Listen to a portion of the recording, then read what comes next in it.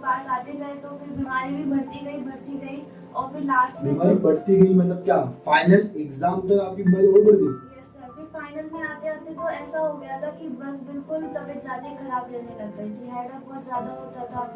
Hello students, PVS learning परिवार में आपका स्वागत है।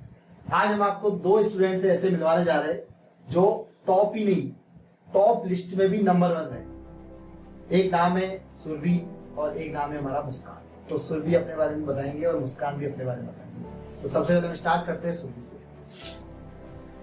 मेरा नाम सुरभि पटेल है और अभी मैं 11th में पढ़ती हूँ एनके पब्लिक स्कूल में और ये मेरा पहला इंटरव्यू है। और थोड़ा हेजिटेशन भी है। हेजिटेशन। तो आपके कितने परसेंटेज है अभी? मेरे 95.83 है। ओके, और आपके अपना नाम बताइए। मेरा नाम मुस्कान कुमावत है, अभी मैं एनके पब्लिक स्कूल में ही पढ़ रही हूँ।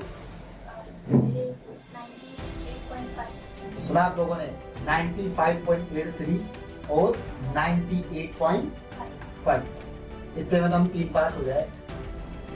अब मुस्कान और सुरभि के नाम आपने जान लिया, परसेंटेज जान लिए। अब इनका जो डेली का जो रूटीन है वो जानते हैं, इनका डेली का रूटीन क्या रहता है। तो पहले हम जानते हैं सुरभि के बारे में। तो आप अपना रूटीन के बारे में बताइए, डेली रूटीन क्या रहता है? सुबह 8 बजे का स्कूल होता है, तो 8 से 12:30 बजे तक तो स्कूल में ही रहते हैं। सुबह कितने बजे उठते हैं आप? मैं सुबह 6 बजे उठ जाती हूँ। ठीक है। और स्कूल से आने के बाद वही खाना खाना, फ्रेश होना और उसके बाद सेल्फ स्टडी। सेल्फ स्टडी कितने बजे करने बैठते हो आप? सेल्फ स्टडी आप मान लो 3 बजे से 5 बजे तक, छोटे छोटे ब्रेक्स 3 से 5 मतलब 2 घंटे रोज डेली सेल्फ स्टडी करते हैं, छोटे छोटे ब्रेक्स के साथ। तो और अभी आपने 10th में तो आप क्लियर हो गए, तो 11th में आपने कौन सा सब्जेक्ट किया? मैंने कॉमर्स स्ट्रीम ऑप्ट किया है। कॉमर्स या commerce maths? Commerce maths. Commerce maths, ठीक है। तो अभी आपने कोचिंग भी जा रहे हो क्या? नहीं, नो कोचिंग, तो सिर्फ तो मतलब स्कूल से आने के बाद आप सीधा घर पे 3 से 5 सेल्फ स्टडी करते हो? हाँ। ठीक है। उसके बाद फिर मम्मी की हेल्प करवा देती हूँ। मम्मी की हेल्प पे क्या करते हैं ये लोग जानना चाहेंगे जरूर, कि जानना चाहोगे ना मम्मी की हेल्प पे, इसका मतलब क्या? मम्मी को खाना बनवाने में हेल्प कर देना। वो कोई स्पेशल मोमेंट उसके अंदर? खाना मतलब क्या, सब्जी आप बनाते हो और मम्मी रोटी बनाती है, ऐसा कुछ? हाँ, दोनों मिलजुल के काम हाँ, करते हैं? दोनों मिलजुल के काम करते हैं। और उसके अंदर बाद में और फिर मम्मी सिखाती है कि ऐसे ऐसे करना है, तो वही स्पेशल मोमेंट है। ठीक है, मतलब बाहर नहीं जाना, मम्मी के साथ ही टाइम स्पेंड हो जाता थोड़ा। हाँ। ठीक है। तो उसके बाद फिर छोटा भाई भी है मेरा, तो उसको पढ़ाने का। कौन सी क्लास में? वो अभी 5th में है। ठीक है।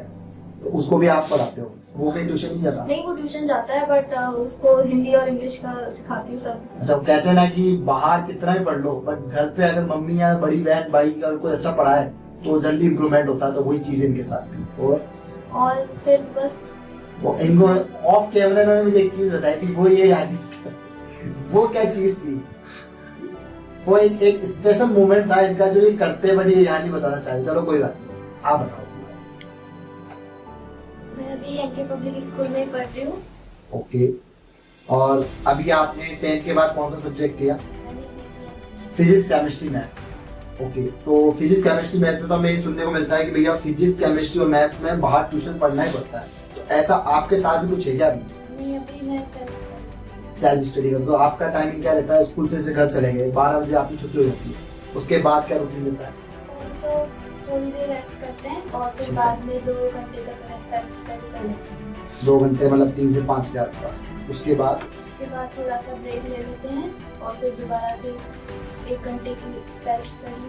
ठीक है। या फिर उसमें कभी कभार होमवर्क भी कर लेते हैं स्कूल में, अगर कोई टॉपिक रह गया तो। ठीक है। और उसके बाद फिर नाइट स्टडी भी करते हो क्या? यस। नाइट स्टडी में क्या ड्यूरेशन रहता है आपका? नाइट स्टडी में 8 to 10। 8 to 10 मतलब 8 से 10 बजे तक ये पढ़ाई करते हैं और 10 बजे तक आसपास हो जाते हैं, क्योंकि अगले दिन स्कूल भी जाना होता है। ठीक है। तो ये इनका डेली का रूटीन रहता है। अब हम आपको 98.5 और 95.83 इतने परसेंटेज लेकर आए। तो इनके इंडिविजुअल सब्जेक्ट्स में कितने कितने नंबर आए एक बार आप सुन लो, सुन ही लेना अच्छे से, क्योंकि जो नंबर आए ना उसमें तो आप पता नहीं क्या क्या कर लोगे। पहले बताता हूं मैं सुरभि का, इनका स्कूल में इनके टोटल 100 मार्क्स का होता है, 20 मार्क्स स्कूल से जाते हैं। तो साहब पूरी स्कूल में ऑल सब्जेक्ट्स में इनको 20 में से 20 मिले। तो टोटल इनका 100 में से जो स्कोर रहा है हिंदी में वो रहा है 93, 7 मार्क्स का। इंग्लिश में इनका रहा है 100 में से 98, साइंस में इनका रहा है 99, एक नंबर भी सर मुझे लगता है ये छोड़ के आगे होंगे, चलो छोड़ देते हैं। एसएसटी में रहा है इनका 96 आउट ऑफ 100, मैथ्स में रहा है 93 और संस्कृत में रहा है इनका 96। राम रामो रामा में भी ये फुल लेकर आए। तो इतने मार्क्स आप लेकर आए हो, तो ये जैसे मान लो हम बात करें मैथ्स की, तो मैथ्स में आपने कुछ चीज छोड़ी नहीं, मतलब 93, तो 73 मार्क्स आपके वहां से आए 80 में से और 20 आपके यहाँ से गए। तो क्या चीज छोड़ दी थी आपने जो आपके 7 मार्क्स डिडक्ट हो गए? क्या गलती कर दी थी आप? सर मैंने छोड़ा तो कुछ भी नहीं था, बट मेरे ख्याल से जो छोटे छोटे क्वेश्चंस होते हैं वेरी शॉर्ट, छोटे जो एमसीक्यूज या वेरी शॉर्ट, मतलब एमसीक्यू और वेरी शॉर्ट दोनों में मेरे मार्क्स कटे थे। आपने घर आके मिलाया था क्या कि हाँ मेरे 7 मार्क्स इसमें कट गए शायद, बाकी ऊपर जो बड़े क्वेश्चन थे लॉन्ग क्वेश्चन वो सारे सही थे? हाँ, उसमें एक टॉपिक था मीन नॉन मीडियन, हाँ, तो उसमें statistics मुझे तो उसमें मुझे थोड़ी प्रॉब्लम आती थी, तो मेरे ख्याल से उसमें सुन रहे हो आप, स्टैटिक्स वेरी इंपॉर्टेंट टॉपिक है, तो उसको अगर कर लिया ना तो अब स्टैटिक्स मीन मोड और मीडियन 3 तो क्वेश्चन आते हैं उसमें, चलो ठीक है। और साइंस के अंदर आप लेकर आए 99, तो ये 1 मार्क्स क्यों छोड़ दिया आपने? सर एक क्वेश्चन था वो क्या क्वेश्चन था वो ऐसा? रिलेटेड टू रेजिस्टिविटी था वो, ओके, तो वो क्वेश्चन मुझे आया नहीं था, तो एमसीक्यू था वो? नहीं, वेरी शॉर्ट क्वेश्चन था। वेरी शॉर्ट 1 मार्क्स का जो क्वेश्चन था 1 मार्क, वो एक क्वेश्चन रिलेटेड हुआ है, बाकी सारे क्वेश्चन इन्होंने सही कर दिए। तो जैसे साइंस में मैंने बहुत सारा देखा है कि ना कुछ बच्चे जो क्लास में से होशियारी दिखाना चाहते हैं कि नहीं हम सप्लीमेंट्री लेते हो, तो क्या साइंस में भी सप्लीमेंट्री ली जा सकती है? हाँ सर, मतलब आप जैसा लिखते हो उस हिसाब से आप ले नहीं, सकते जैसे एक होता है कि मैथ्स में तो हम सप्लीमेंट्री लेते हैं क्योंकि मैथ थोड़ा सा लेंथी होता है वो, तो लोग साइंस में भी लेते हैं सप्लीमेंट्री? मतलब लेने को तो ले सकते हैं। आपने ली थी? नहीं, मैंने नहीं ली थी। ठीक है। और आपके हिंदी में आए 93, तो 7 मार्क्स कैसे भाई? 93 लाने का मतलब जिन्होंने बहुत कम मिस्टेक करी है ना, तो कोई वर्ड मीटिंग शब्द जो है आपका वो भी आपने अच्छे से लिखे, कोई मात्रा मिस्टेक नहीं हुई है, तो इतना अच्छा स्कोर मतलब किया आपने, तो 7 मार्क्स का कर दिए थे। वो जो वेरी शॉर्ट क्वेश्चंस होते हैं उसमें मेरे तो मतलब ये वेरी शॉर्ट का जो वेरिएशन आ रहा है सब में आ रहा है, तो मतलब आपके जो मार्क्स कटे हैं जो वेरी शॉर्ट में कटा दिखता है। ठीक है, आपका अच्छा पहले मैं इनके स्कोर बता देता हूँ आपको, इनके स्कोर सुनो आप, दीजिए उनको। इनके स्कोर है इंग्लिश में, ये सब आउट ऑफ 100 है, इंग्लिश में आए इनके 98, सिर्फ 2 नंबर कटवाए इन्होंने। हिंदी में क्या मानते हो आप, हिंदी में इनका स्कोर होगा? इनका हिंदी में इनका स्कोर है 100 to 100, मतलब 100 नंबर का जो पेपर था वो 100 नंबर लेकर आए। अगर कुछ ज्यादा होता तो मुझे लगता है ज्यादा भी आ जाते इनके। मैथ्स में इनके मतलब इन्होंने कोई मिस्टेक ही नहीं करी हिंदी में, यार हिंदी जैसा सब्जेक्ट में इन्होंने एक सिंगल मिस्टेक नहीं करी। मैथ्स में इनके आए 99 आउट ऑफ 100, साइंस में इनके 100 to 100 मार्क्स आए, एसएसटी में आए इनके 96 और संस्कृत में आए इनके 98 मार्क्स। चलो ठीक है, वेरी गुड। तो ये हिंदी का क्या रोल है, मतलब हमें समझाओ, हिंदी में भी लोग 100 में से 100 लेकर आ सकते हैं क्या? सर हमारे जो स्कूल में मैम पढ़ाती थी हिंदी में, तो उन्होंने कभी नंबर दिए नहीं थे, हमेशा ही कहती थी कि नहीं बेटा और अच्छा लिखो, साहित्य भाषा नहीं लिखी, हमेशा नंबर काटते रहते थे, तो फिर गुस्सा आता था कि इतना लिखने के बाद भी नंबर नहीं देती मैम। अच्छा, तो फिर ठीक है, माइक को अपने पास लेना, ठीक है। और बस फिर लास्ट में जाते जाते तो बहुत गुस्सा आने लग गया था कि हिंदी में मैम नंबर ही नहीं देती, इतना मेहनत करते हैं फिर भी नहीं देती, तो फिर लास्ट में जाते जाते तो प्रैक्टिस हो गई थी फिर। अच्छा, तो मतलब आप घर पे भी कुछ ऐसे प्रैक्टिस करते थे क्या कि नहीं मैं जो हिंदी में इन चीजों का ध्यान रखना है, जैसे मात्रा हो गया, कोमा हो गया, इन सब चीजों का ध्यान रखते थे आप? जैसे आपके एक पत्र आया होगा, आया नहीं पत्र, एक निबंध आया होगा, तो वो आपने बिल्कुल एज इट इज लिखा है ऐसा वैसा, जिसमें कोई स्कोर ही नहीं घटा, क्योंकि भाई बोर्ड है, बोर्ड में तो आज स्टूडेंट के लिए आगे जिसके पास कॉपी गई वो इनके लिए स्ट्रेंजर है, दोनों एक दूसरे के लिए स्ट्रेंजर है, तो मतलब उसने जो कॉपी चेक करी है उसको एक सिंगल मिस्टेक भी नहीं मिली। साइंस में आप लेकर आए हो 100, तो साइंस भी मतलब 100 to 100, ये कैसे? साइंस की क्या प्रैक्टिस कर रही है? अगर बच्चे अगर देखे कि भाई साइंस में सर हमने ऐसे प्रैक्टिस करी आपने, तो क्या रहा आपका साइंस का? भाई मॉक टेस्ट ज्यादा दिए, घर पे ज्यादा प्रैक्टिस करी, या अच्छे से स्कूल में पढ़ा या बाहर पढ़ा कहीं?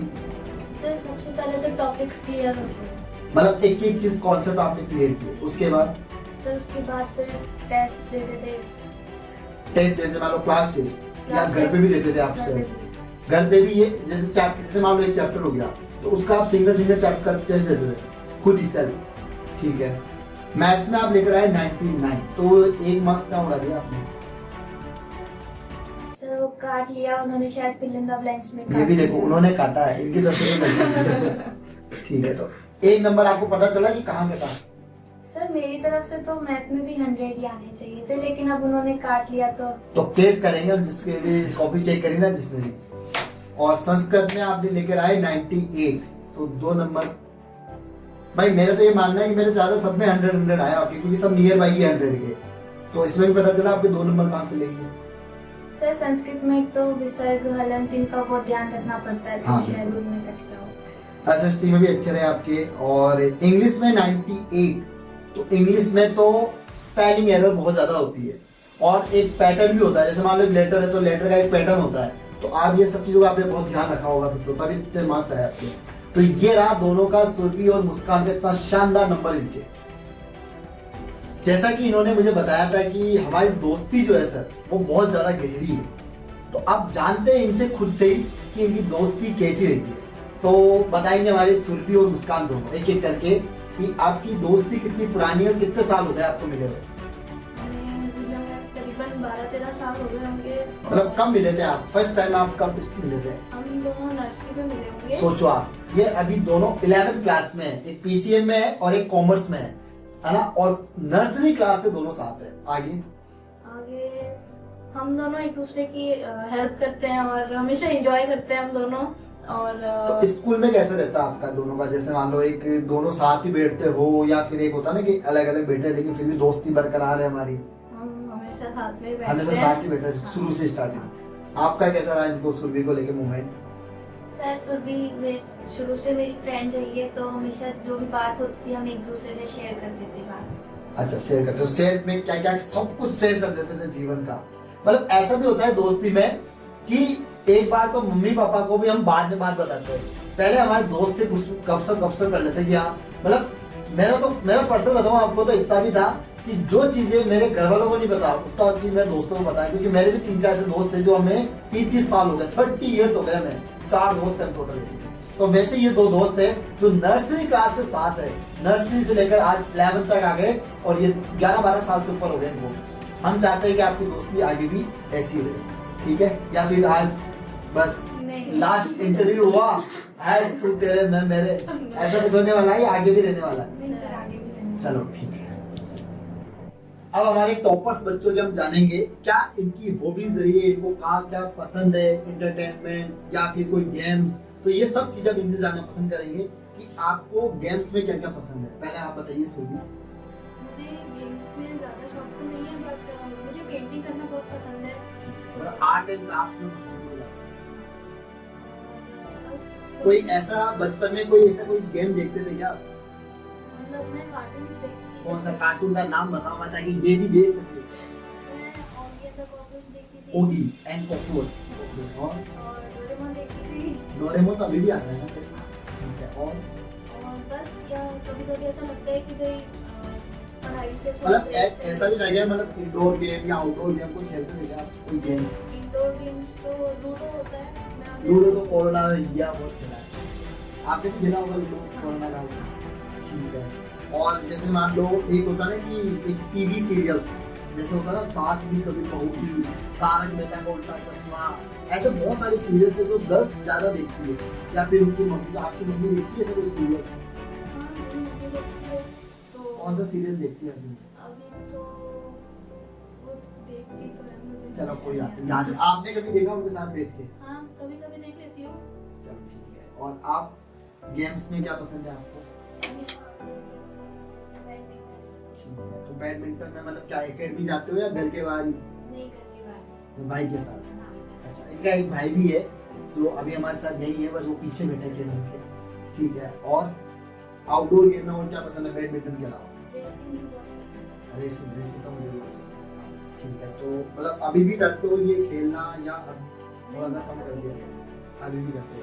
और खाने में क्या पसंद है आपको? ये बता दें कि सर मेरी एक फेवरेट डिश है, उसके खाए बिना तो मैं नहीं सकता, जैसे मेरी को दाल बाटी चूरमा है, ऐसा आपका क्या है? पनीर के पराठे। ठीक है, देख लो कितना महंगा हो रहा है, 100 ग्राम 60 रुपए का। और पनीर के पराठे, ठीक है, तो घर पे बना के खाते हो या बाहर मम्मी को बोलते हो पापा को वही बता? और ऐसे कोई फास्ट फूड में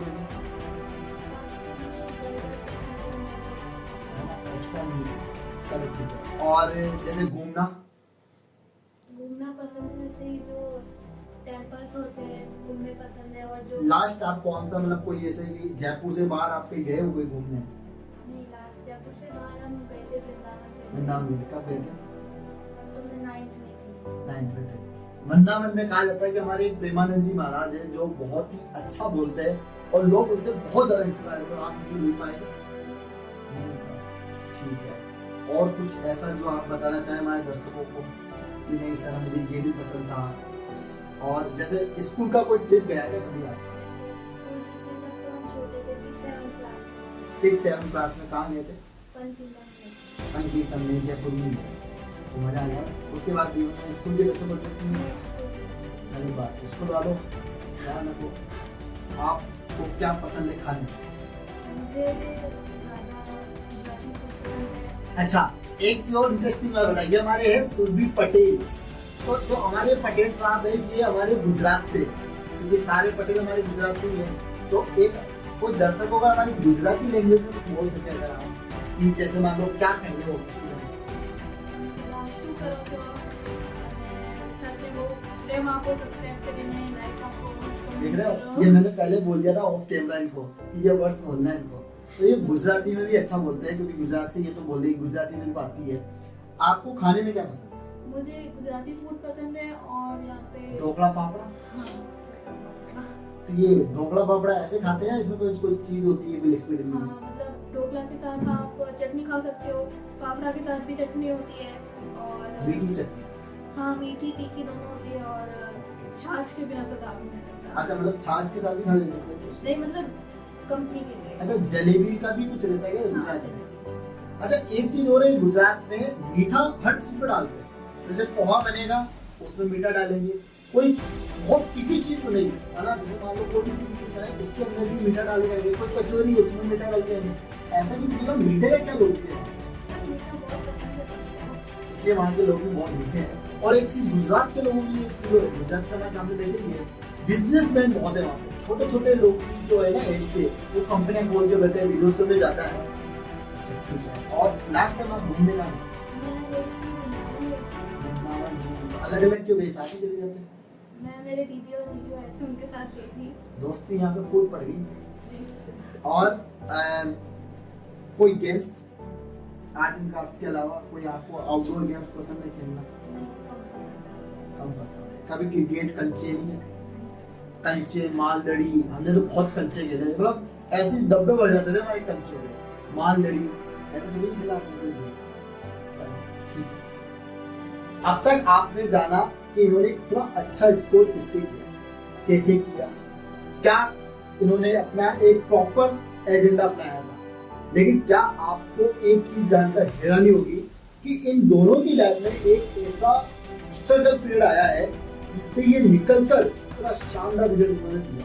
बहुत ही क्रिटिकल मोमेंट था वो मोमेंट क्या था ये खुद आपको बताएंगे। तो पहले हम जानते हैं मुस्कान से, फिर हम जानेंगे सुरभि से। तो मुस्कान, वो इंसिडेंट क्या था, आप हमारे स्टूडेंट्स को बताएं।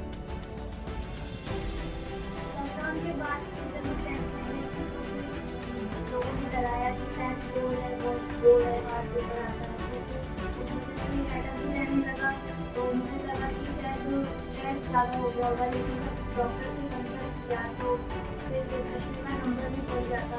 मेडिसिन लेते थे स्कूल की, फिर डॉक्टर के जाते थे तो स्कूल की भी बहुत छुट्टियाँ होती थी बीच बीच में, और फिर मेडिसिन लेते थे तो नींद भी ज़्यादा आती थी। तो उस वजह से जो स्कूल की स्टडी भी डिस्टर्ब हो रही थी और फिर सेल्फ स्टडी में भी थोड़ा डिस्टर्बेंस फील हुआ। ठीक है। और उसके अलावा क्या क्या रहा आपका, इस बीमारी आपकी कब तक चली है? सर ये बीमारी बढ़ती चली गई और फिर कभी लगता कि हाँ हेडेक कम हो रहा है तो फिर पढ़ लेती थी, लेकिन ज़्यादा होता था तो नहीं हो पाती थी, डिस्टर्ब हो जाती थी पढ़ाई। फिर धीरे धीरे जैसे लगता कि हाँ हेडेक अभी थोड़ा कम है तो फिर पढ़ाई कर लेती थी। और फिर जैसे जैसे बोर्ड पास आते गए तो फिर बीमारी भी बढ़ती गई और फिर लास्ट में बीमारी बढ़ती गई मतलब क्या, फाइनल एग्जाम तो आपकी उम्र बढ़ गई?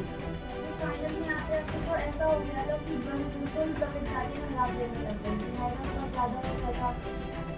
और फिर बस फाइनल एग्जाम में यही प्रॉफिट था कि मैंने जो पहले की स्टडी करी थी वो लास्ट में मुझे प्रॉफिट मिला। पहले भी मतलब कैसे, जो आपने डेली जो स्टडी करते थे, ठीक है, तो मतलब जो शुरू से स्टडी करते आ रहे थे तो लास्ट का इनको बेनिफिट मिला। अगर ये लास्ट के भरोसे रहते तो इनका काम बिगड़ जाता है, राइट? ठीक है, तो आपको किस चीज से मोटिवेशन मिला कि नहीं मैं बीमार तो हूँ लेकिन फिर भी मैं रिकवर कर रही हूँ और मुझे अच्छा करना है इसको? तो मेरे पेरेंट्स, मम्मी पापा दोनों से? ज्यादा किससे मिला? ज़्यादा मम्मी से। ज्यादा मम्मी से मोटिवेशन। तो इनके लिए एक मोटिवेशन इनके मम्मी थे, ठीक है। तो देखा आपने, इतनी बीमारी होने के बाद भी, डेली बीमारी, ऐसा नहीं कि एक महीने में हो गया, 2 महीने हो गया, इतना हेडेक रहने के बाद, बीमार रहने के बाद एकदम 98% रहता है, ठीक है। अब बताएंगे हमारे स्कूल में। सर मुझे 10th की स्टार्टिंग में स्मॉल पॉक्स हो गया था, तो उससे क्या है कि थोड़ा ऐसा लगा कि भाई हो पाएगा या नहीं हो पाएगा, बट धीरे धीरे करके वो प्रॉब्लम सही हो गई। फिर पढ़ाई करी मैंने उस टाइम पे, और तब एक सीरियल आता था महाभारत, तो उसमें कृष्ण जी बहुत इंस्पायर करते थे, पॉजिटिविटी देते थे। और अच्छा, तो महाभारत आप डेली देखते हैं? जी सर, वो जब हमारे एग्जाम्स थे तब वो सीरियल आता था तो रोज देखती थी। और महाभारत में आपको ऐसा क्या अच्छा लगता था कि नहीं, इंस्पायरेशन क्या लगता था? सर वो जो छोटी छोटी बातें होती है, मतलब मान लो कि जो कोई 2 भाइयाँ को झगड़ा कर रहे हैं तो उनमें भी इंस्पिरेशन मिलता था कि भाई। और जब कृष्ण जी आते थे तो वो श्लोक बोलते थे और ऐसी लाइंस बोलते थे, तो 2 भाई लड़ रहे हैं, motivation। उसमें क्या इंस्पिरेशन क्या मिला आपको? नहीं सर, वहाँ पे जो रोकने वाले होते हैं वो भी अच्छा, ऐसी lines मीडिएटर बोलते हैं। हमारे जो कृष्ण भगवान थे, हाँ, तो उनसे कुछ सीखने को मिला। हाँ, उनसे बहुत पॉजिटिविटी मिली। और तो इनके लिए एक मोटिवेशन हमारे कृष्ण भगवान थे। फैमिली का सपोर्ट मिला इसी वजह से यार। और भी कुछ ऐसी मोटिवेशन चीजें रहती थी आपकी, या कुछ पढ़ते थे, कुछ करते थे? हाँ सर, मैंने बुक्स पढ़ी थी, एक बुक पढ़ी थी मैंने, the power of the subconscious mind. तो मतलब जब मेरा मन होता था कि भाई अब पढ़ना चाहिए तो पढ़ लेती थी, तो उससे भी थोड़ी मोटिवेशन मिलती थी। और आपके फ्रेंड से भी कोई हेल्प मिली आपको? बहुत हेल्प मिली मुझे मुस्कान से, और बेस्ट फ्रेंड है तो तो मतलब जैसे आपके चिकन बॉक्स हुआ था तो उस समय आप कोऑर्डिनेशन करते थे आपस में? उसने मेरी बहुत हेल्प करी है। जब मुझे चिकन बॉक्स हुआ था उसने मुझे टॉपिक समझाए थे और सारा वर्क भेजा था, तो देखा, बहुत help। अच्छी दोस्ती होने का भी एक अच्छा रीजन भी होता है कि अगर ये बीमार हो गए तो इन्होंने सपोर्ट किया, और आप बीमार थे तब इधर से सपोर्ट मिलता होगा, तो दोनों एक दूसरे का सपोर्ट करते हैं, ठीक है। अब हमने इनकी पर्सनल लाइफ के बारे में जान लिया, इनका बारे में जान लिया, इनकी क्या क्या चीज इनको पसंद है, कहाँ घूमना पसंद है, हर चीज जान ली, इनकी दोस्ती के बारे में जान ली। अब मेन चीज पर हम आते हैं कि इनने जो इतने अच्छे परसेंटेज लेकर आए, उनकी प्रॉपर स्ट्रेटजी क्या रही है, सब्जेक्ट वाइज क्या रही है, कैसे इन्होंने कितने घंटे पढ़ाई करी है, और क्या ऐसा काम करा जो और नहीं कर पाए। तो सबसे पहले हम बात करते हैं सुरभि से कि इनका जो मैथ्स का स्कोर रहा है, मैथ्स का स्कोर इनका रहा है, क्योंकि देखो मैं खुद ही मैथ्स से बैकग्राउंड से हूँ, मैं 9 साल से मैं खुद मैथ पढ़ा रहा हूँ, तो मैथ्स के सब्जेक्ट के बारे में पहले पूछेंगे। तो 93 मार्क्स लेकर आए आउट ऑफ 100 में। तो क्या आपका मैथ्स का स्ट्रेटजी क्या रही है, हमारे स्टूडेंट्स को बताओ ताकि वो भी वो चीज कर सके। सर पहली बात तो होती है कि मैथ्स में प्रैक्टिस बहुत इम्पोर्टेंट हाँ, होती है, बिल्कुल। तो प्रैक्टिस करना बहुत तो इम्पोर्टेंट आप है। जैसे प्रैक्टिस करते थे तो प्रैक्टिस कैसे करते थे? मतलब एक होता है कि यहाँ घर पे गए क्वेश्चन सॉल्व करने लगे कोई सा भी चैप्टर का, चाहे आपको पढ़ाया नहीं पढ़ाया, तो आप कैसे करते थे? जैसे मान लो कोई टीचर ने आपको पढ़ाया, फिर उसी चैप्टर को आप घर जाके प्रैक्टिस करते थे या आगे चलते थे, कैसे चलते थे? नहीं सर, हमने क्या की कि कोचिंग करी थी, तो जो स्कूल में सर करवाते थे उनसे पहले ही हो जाता था हमारा। तो जब सर स्कूल में करवाते थे तब हम क्या थे कि पहले से ही प्रैक्टिस कर रखी थी, तो स्कूल में वापस प्रैक्टिस करते थे। और मतलब इनका कहना है मतलब था कि इनका कोचिंग का जहाँ पढ़ रहे थे वो स्कूल से आगे चल रहा था, तो ये पहले वहां पढ़ लेते थे, फिर जब स्कूल में कराते थे तो इनको जो क्वेश्चन जो भी करवा रहे बोर्ड पे, तो ये पहले वहां कर लेते ताकि इनको 2 बार की प्रैक्टिस तो वैसे हो गई, फिर तीसरी बार आप घर जाके कर लेते होंगे। हाँ, तो मतलब वही क्वेश्चन को एक बार कोचिंग में हुआ, एक बार स्कूल में हुआ, और फिर वही क्वेश्चन को आप घर जाके कर लिया, तो 3 बार प्रैक्टिस आपकी वैसे हो गई। उसके बाद रेफरेंस बुक्स भी बहुत सारी आती है, अच्छा, तो बच्चे उनको भी सॉल्व कर सकते हैं। ठीक है। तो एनसीईआरटी के अलावा आपने रेफरेंस बुक भी ली है? नहीं, मैंने नहीं ली, बट अगर बच्चों को लेनी है आपने मतलब सिर्फ एनसीईआरटी ही पढ़ाई की है, सिर्फ एनसीईआरटी मैथ्स ही पढ़ी है, या उसके अलावा अदर कोई रेफरेंस बुक नहीं, भी ली है? सिर्फ NCERT। तो मैंने आपको बोला था ये सिर्फ आरबीएससी की बात कर रहा हूँ, सीबीएसई में तो अलग पैटर्न होता है। आरबीएससी वाले स्टूडेंट्स सिर्फ एनसीईआरटी भी अगर अच्छे से कर ले, अगर मैं गलत नहीं हूँ तो, अगर एनसीईआरटी बुक भी अगर पूरी अच्छे से कर ले, मतलब जितना अगर फर्स्ट चैप्टर से लेकर 14 चैप्टर तक, तो क्या वो 100 में से 100 लेकर आ सकते हैं? 100 में से 100 लेकर आ सकते हैं एक एनसीईआरटी बुक से। अच्छा, आपका कैसा रहा मैथ्स का? डेली प्रैक्टिस ठीक है, सेम रहा कि आप भी पहले कोचिंग करते थे, फिर एक बार स्कूल में करते थे, और फिर घर आके उसी क्वेश्चन करते थे। एक क्वेश्चन को कितनी बार प्रैक्टिस करते थे? सर, बोर्ड तक आते आते हमारी एक ही चैप्टर की कम से कम 10 से 20 बार तो रिवीजन हो चुका है। सुना आप लोगों ने?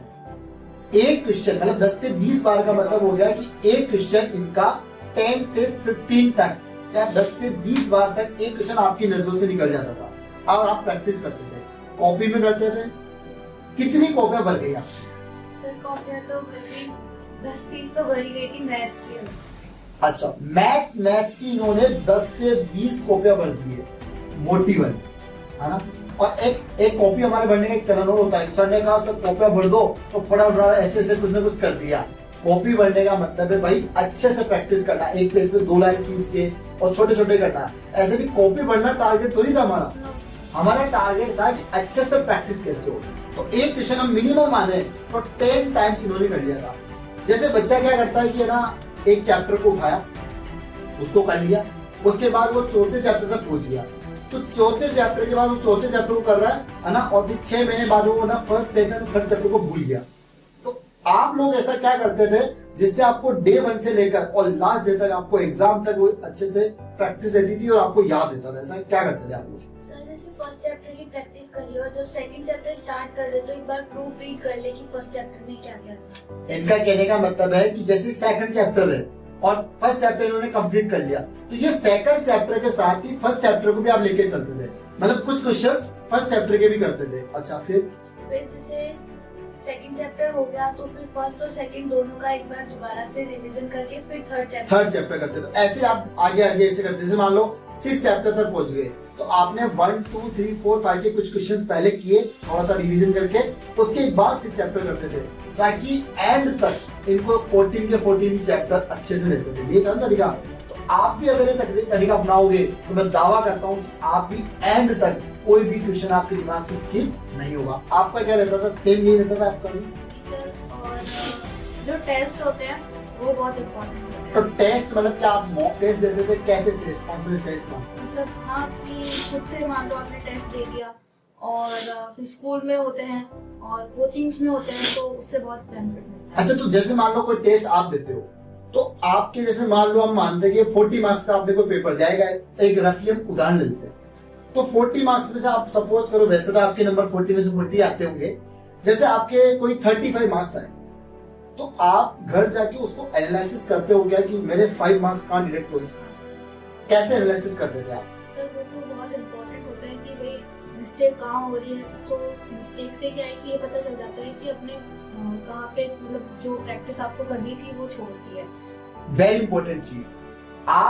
हम क्या करते हैं कि घर जाके बैठ गए और खुश हो गए कि 35 मार्क्स आए हमारे को, और घर वाले भी खुश, मम्मी पापा को दिखाया और वाह आज तो आराम से एंजॉय करेंगे, और 2 पाँच की पढ़ाई बंद कर दी। घर जाके ये दोनों बच्चे ये देखते थे कि मेरे 5 मार्क्स कहाँ कटे। ये एनालिसिस आप लोगों को भी करना जरूरी है। जब तक आप खुद उस टेस्ट का टेस्ट देना इंपॉर्टेंट नहीं है, टेस्ट के बाद में जो चीज हुई है, जहां मेरे मार्क्स कटे हैं या मैंने कहां गलती कर दी, ये सब चीजें आप घर जाके एनालिसिस करते थे। एम आई राइट? ठीक है।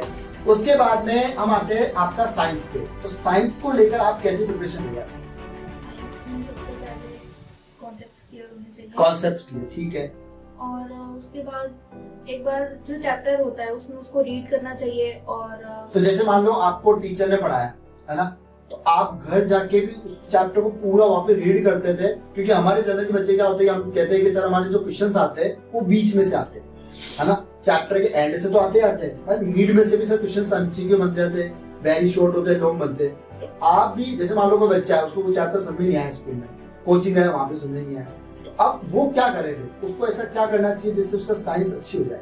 उसको सबसे पहले तो उस चैप्टर को खुद से रीड करना चाहिए, जितना ठीक है। सेल्फ हो जाए उतना करना चाहिए, या फिर किसी फ्रेंड की हेल्प ले सकता है वो, और उसके बाद भी नहीं समझ में आता है तो फिर टीचर्स को नहीं।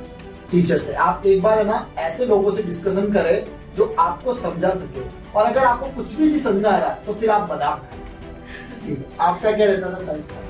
सर मेरा ये रहता था कि डेली रिवीजन तो करना ही रहता था, क्योंकि आगे बढ़ते जाएंगे और रिवीजन नहीं करेंगे तो फिर पीछे का तो। अच्छा देखो, जैसे साइंस में 3 पार्टीशन है, फिजिक्स, केमिस्ट्री और बायो।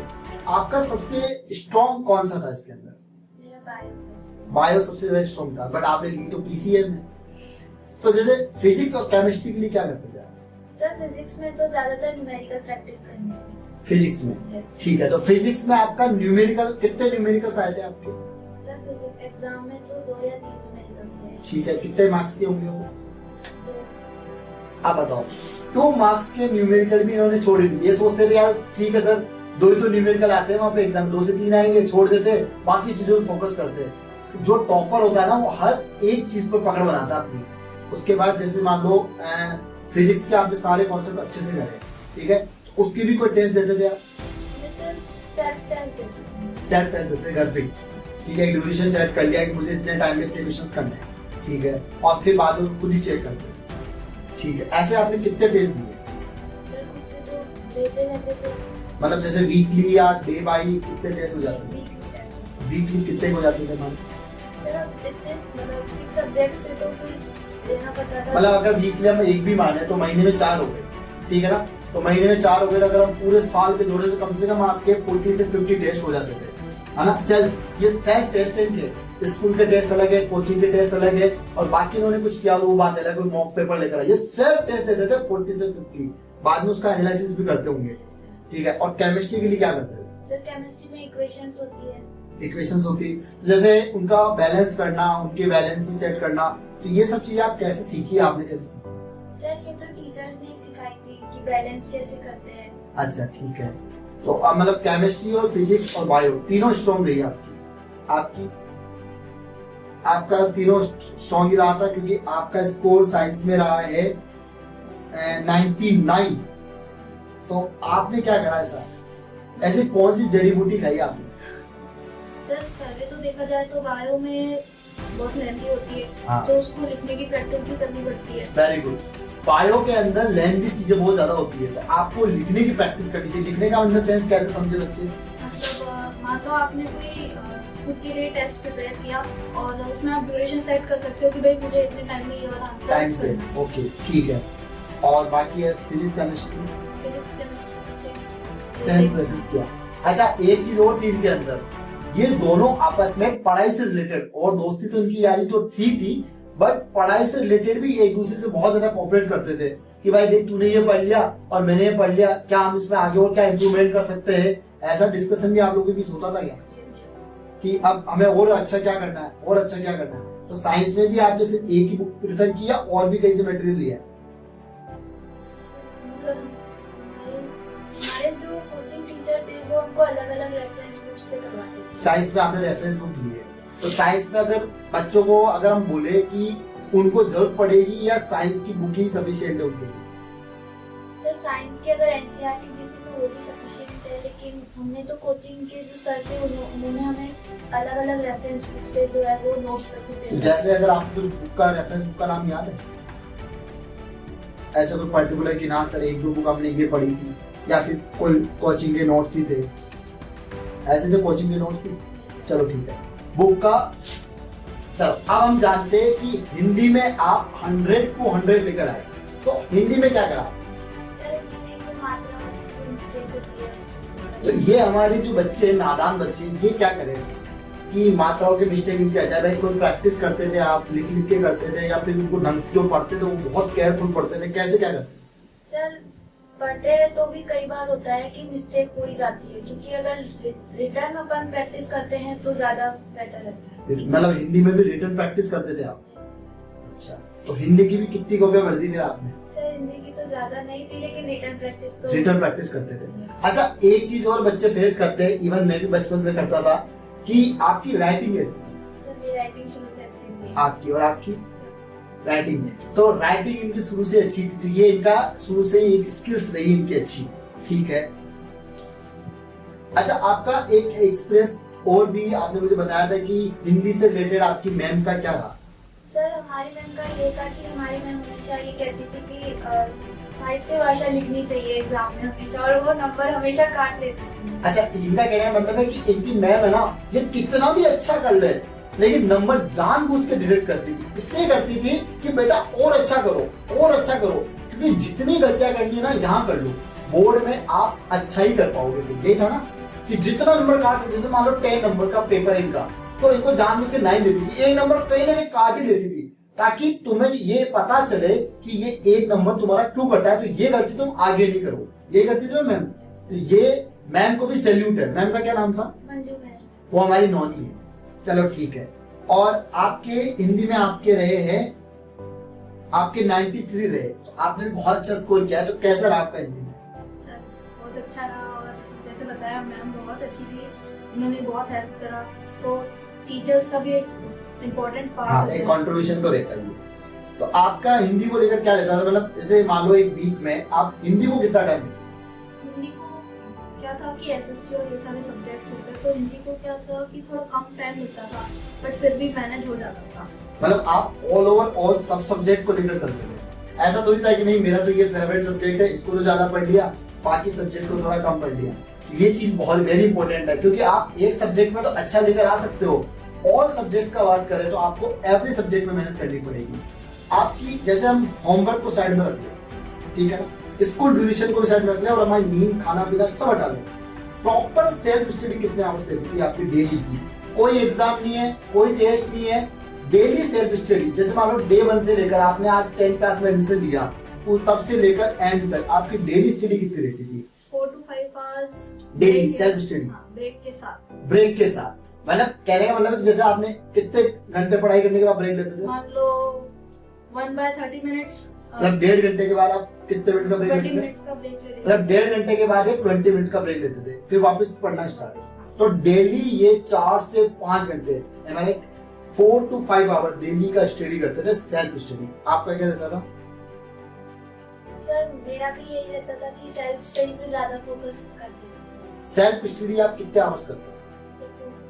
कोई एग्जाम नहीं तो भी डेली का, डेली 4 to 5 आवर्स। और हम तो महीने में भी 4 to 5 आवर नहीं पढ़ते, समझे ना? तो हमारा रिजल्ट इंप्रूव कैसे होगा? ना कोई टर्म 1, ना कोई टर्म 2, ना कोई हाफ ईयरली, ना कोई प्री बोर्ड, ना कोई बोर्ड। ये डेली सेल्फ 4 to 5 आवर्स पढ़ते थे। जैसे सपोज करो आपके कल प्री बोर्ड, तो उस ड्यूरेशन में आप कितने आवर्स पढ़ते थे? ज्यादा हो जाते थे, 6 to 7 आवर्स। 6 to 7 आवर्स हो जाते हैं। जैसे सपोज करो कोई एग्जाम नहीं है और आपकी छुट्टी है, जैसे मान लो संडे आ गया आपका, तो उस टाइम में आप कितने आवर्स पढ़ाई करते हैं? सर उस ड्यूरेशन में फिर 8 आवर्स तक तो हो जाता। डेली के 8 आवर्स। जैसे आपका संडे का क्या रूटीन रहता था? जैसे क्या रहता था, एक बार हमारे दर्शकों को बताओ। सर सबसे पहले तो संडे को जल्दी उठना चाहिए। अच्छा, कितने बजे उठ जाते हैं आप जनरली?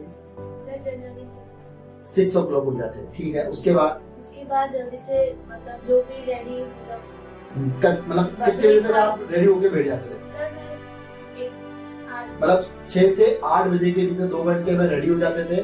और छुट्टी की बात कर रहा हूँ मैं, चाहे संडे हो या कोई स्कूल की छुट्टी हो, उस टाइम की बात कर रहे हैं। फिर क्या करते थे? सर फिर उससे 8 से लेकर 10 तक 2 घंटे कंटिन्यू। फिर सर फिर ब्रेक लेते थे, थोड़ा बहुत नाश्ता या कुछ खाना। देखो, ब्रेक लेना वेरी इंपॉर्टेंट है। अगर आप ब्रेक नहीं लोगे ना, तो अगर आप सोचोगे मैं 4-5 घंटे कंटिन्यू से पढ़ाई कर रहा हूँ, तो आप पढ़ाई नहीं कर रहे हो, सिर्फ टाइम पास कर रहे हो। राइट? क्योंकि इतना लॉन्ग ड्यूरेशन आदमी फ्रेश रह ही नहीं सकता है। उसके बाद ब्रेक लेने के बाद दोबारा से 2-3 घंटे तक दोबारा पढ़ाई करते थे, फिर दोबारा ब्रेक। अच्छा, ब्रेक टू ब्रेक, फिर पढ़ाई, फिर ब्रेक, फिर पढ़ाई, ऐसे कितने 6-7 घंटे डेली की पढ़ाई रहती थी, मतलब ऑफ डे पे। ठीक है, आपकी? मैं हमेशा से लेट उठती है। अच्छा, आपका लेट उठना कितना होता है, मतलब 10 बजे 12 बजे? 9 से 7, तो फिर 7:30 या 8 बजे। 7:30 से 8 बजे आप उठ जाते हो? जी, ठीक और है। इसके बाद फिर रेडी होना, और तब तक 9 बजे तक हो जाता था सब। उसके बाद पढ़ाई करने बैठना, और पढ़ाई मान लो कि वही 1.5 घंटे में 20 मिनट का ब्रेक। तो आप कितने आवर्स पढ़ लेते थे ऑफ डे पे? हफ्ते पे 5 to 7 आवर्स। 5 to 7 hours. कोई एग्जाम नहीं, कुछ भी नहीं। जैसे मान लो अब आपका फाइनल पेपर था, मतलब आपका फाइनल बोर्ड के पेपर थे, मार्च में थे आपके बोर्ड के पेपर, तो उस समय जैसे आज आपका, कल आपका मैथ्स का पेपर है, तो उससे एक दिन पहले आपकी क्या स्ट्रेटजी थी? सर पहली बात तो ये है कि बच्चे क्या है कि मैथ्स के पेपर मतलब है तो बहुत घबरा जाते हैं, तो इसमें कोई स्ट्रेस देने की बात नहीं होती है, तो रिवीजन करना होता है। तो उस समय आप कितना ड्यूरेशन में पढ़ लेते थे? 10 आवर्स, 12 आवर्स, कितना पढ़ते थे? सर मान लो 8 to 9 आवर्स। देखो, बहुत सारे यूट्यूबर या बहुत जगह आपको एक चीज देखने को मिलेगी कि टॉपर्स को बिठा तो देते हैं, लेकिन पता है क्या बुलवाते हैं टॉपर्स से, या फिर टॉपर्स भी ऐसे जानबूझ के गलत बोलते हैं, सर हम तो 1-2 घंटे पढ़ते थे बस, और हम तो बस खेलते रहते थे, मस्तियां करते रहते थे। जेन्युइन जो टॉपर्स है वो दोनों बैठे आपके सामने, ये लिटरली डेली तो कोई पेपर नहीं तो 4 to 5 आवर्स, और बोर्ड में 8 to 10 आवर्स से पढ़ते थे, तब जाके आज इनका इतना शानदार रिजल्ट आया।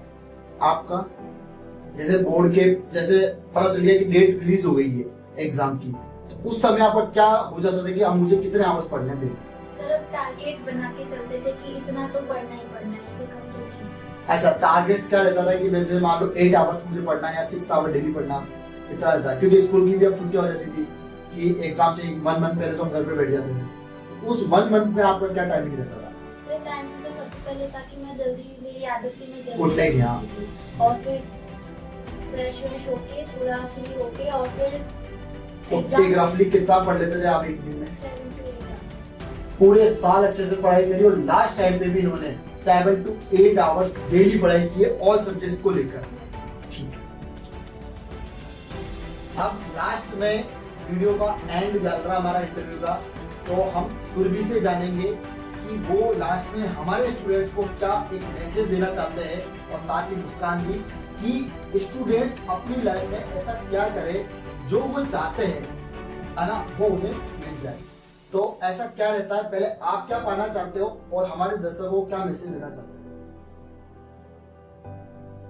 सर पहली बात तो ये होती है कि आप जब भी पढ़ने बैठते हो तो फोकस होना चाहिए, और बिना फोकस की पढ़ाई नहीं हो पाती है, और फैमिली का सपोर्ट होना बहुत इम्पोर्टेंट है। अगर आपकी फैमिली आपको सपोर्ट नहीं करती है तो फिर बच्चा स्ट्रेस में चला जाता है, और फ्रेंडशिप भी बहुत अच्छी होनी चाहिए।